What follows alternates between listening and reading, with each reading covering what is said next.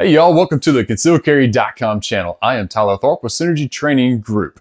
We're going to start a little series talking about how you should carry your gun, some kit considerations, things of that nature. Y'all stick around. Next up in this series, if you will, is competition shooting. A lot of us in this realm choose competition shooting as our little hobby, our pastime, if you will. And some of us choose to get the cool, super fast, fun race guns and go do that. Others, like me, try to stay in somewhat of the realm of realistic with realistic guns. So, there's no bad or wrong. There's no right or wrong to any of this, man. It's just a sport. It's just fun. So I just choose, as a firearms instructor myself, I try to stay in the realm of relevant practical use, if you will, the best that I can. I mean, like, I'm not going to go carry a 40-something ounce 5-inch gun with a 2-pound trigger. That's outside the realm of practicality. But at the same time, I don't have a thumb rest on this.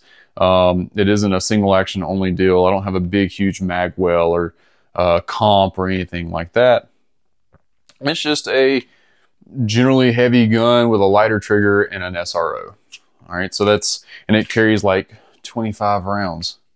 So what kind of gun am I competing with these days? I've competed with quite a many, and I've recently settled on the Canik Rival S. The S being steel frame. So the frame itself is actually steel. It comes in at like, what, I think 43 or so ounces as an unloaded weight. And then I got, of course, the SRO on top. I changed the trigger a little bit. Just I wanted something that was a little bit crispier and closer to the frame on the break, and that's it. Oh, I added some silicon carbide to the grip, made it a little more grippy. But that's what I've settled on as of late. I've gone through the Glock 34. I've gone through the CZ Shadow 2, the Laney Tactical RDO. Tried a couple different things, you know, and I always kind of went back to the Glock just because, again, try to stay somewhat relevant in my own preferences. And then this bad boy came along, and I was like, oh man, that's because I really couldn't, for some reason, I just could not get connected with a DASA trigger, double action, single action trigger. You know, I think like SIG 226. I just couldn't, for some reason, figure that out. It's like I like them, but under practical speed, I just then they always have a big obnoxious beaver tail that I'm not again, preference type of thing. Beaver tail is this area right here. See how this one's flat with the end. Some of them are extended out for a hammer type of thing, and I don't know, it's not my thing. That's all. There's a lot of successful people, a lot of better shooters out there shooting guns with beaver tails on them. So don't take that as the end-all be-all on it. So, but I really like this gun, and it does what I need it to do.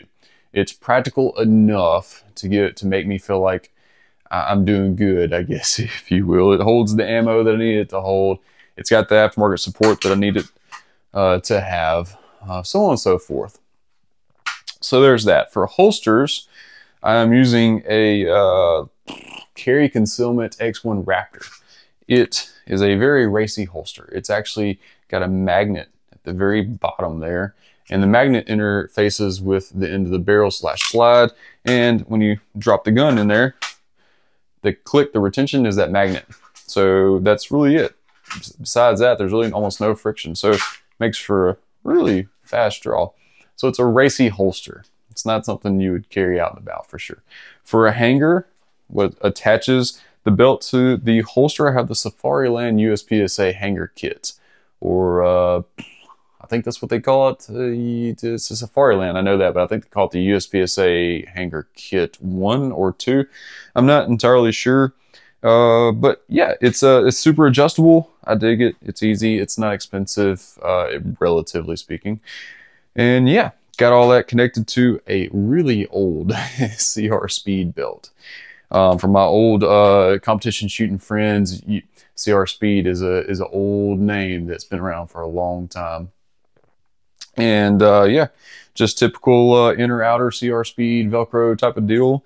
Of course, I got a really loud magnet for unloaded starts where you gotta like grab all your stuff and throw it on real quick and then get to business. I've got all kinds of stuff on this thing. And then see, what is this? This is a double alpha something mag carrier. They're very adjustable. I dig it. It's the plastic one that isn't as adjustable as the really nice ones because affordability is a factor for me. So I think these come in at like, I don't know, 30 or something bucks. The really nice ones are getting on up there, but you can like super duper adjust them and all of the things. I told you in a couple other videos that I made my own holsters. Well, I also made my own mag carriers as well. And here is 2 of them. Again, adjustable within reason type of thing.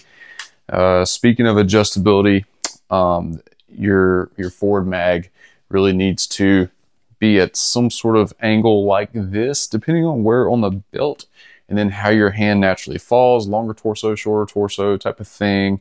Will depend on where that angle needs to be. So for me, honestly, this needs to be tilted a little bit more. You can see that harsh angle right there. So I would advise following the natural angle of your wrist and arm as it drops down. That's not that bad. I think I did good on that one. And as you can see, the further you go back, the angle changes. So be sure to set those up. I've seen people come to class where it was like this and they're having to do like this to get the mag, and that's just not the best way to do it. So make sure you do have your mags orientated in the correct way. Some of them like them bullets outward. That's cool too. Man, it's I just hadn't had a chance to play with it. You know, I'm not, again, not a right or a wrong type of thing. Just is what it is. Of course, I got a little handy dandy ear pro holder in the back and a belt keeper. It's just a little piece of Velcro strapping that goes around all the belts to kind of hold them together in place. For mags, of course, just regular old Canik mags, Henning extensions, and I'm really digging the MBX spring and follower kit that allows me to put 24 in this mag, which I don't normally do. I normally just load them up all at 23, and under my make ready, I'll start with 1 and then bring that back with the next one and something like that, or vice versa. You get the idea. So I'll have one in the chamber from a 23 mag and then a 23 round mag in the gun for a total of 24. There's a couple stages that just happen to be right at 24, especially classifiers, and that's pretty advantageous for that. So if you can figure out a way of having 24 in the gun reliably at the start signal, that's great. If you're shooting production, then, you know, or limited 10, you just only get 10 or 11 depending on the stage. So that is what it is. I really like the SRO for competition shooting. Again, remember I spoke about my vision challenges in my right eye in a couple of videos. So again, I really dig on a big housing. Big glass with thin housing. That ratio really works out for me because again, I'm stuck seeing through the tube. I can't see around it like people with the occluded dots can do. I have my feelings on occluded dots, but we'll save that for another time. So yeah. Gun, gear, make sure you have, again, a good speedy holster, a good gun. All right, if you have never shot competition and you want to go shoot competition, you ain't got to have none of this stuff, man. I'm telling you, just show up with whatever it is you carry and some mags, and they'll get you set up. My first, sometimes I shoot IDPA with my carry gun. I'll show up. I'll show up with my Glock 19 in an inside the waistband holster and just a t-shirt and some mags stuffed in my pockets, and happy day, man. We have fun. We, like most of us, really ain't out there to win. We're just really out there to have a lot of fun and get better at whatever it is, whatever gun we decide to bring it out. And the hard skills do translate. The reloads, the target acquisition, the transitions, movement, things like that. It all translates. So it's not just a game. So super handy. If you have any questions on how to optimize your carry gear or your USPSA kit, IDPA kit, even if you have a battle belt or some sort of duty rig, we can go over that at some point because I do teach law enforcement, so I have my own duty rig to go along with that. And that same thing, you need to have your mags and your holsters placed in a good way. Oh, right quick before I let you go, placement. I already talked about where the mags need to be. Your first one needs to be somewhere right in here, unless you're shooting IPSC or something that doesn't allow it to be forward of the hips. The gun needs to be about somewhere at the hip bone to the where your cheek starts. So somewhere in that area, okay? I like mine a little more forward because it just kind of works out that way for my draw. I used to have them somewhere about here-ish, but as you can see, that starts to bind up that shoulder the further you go back, and I've already busted up my shoulders enough. So right there is about where I like it. Yeah, that's about all I can think about.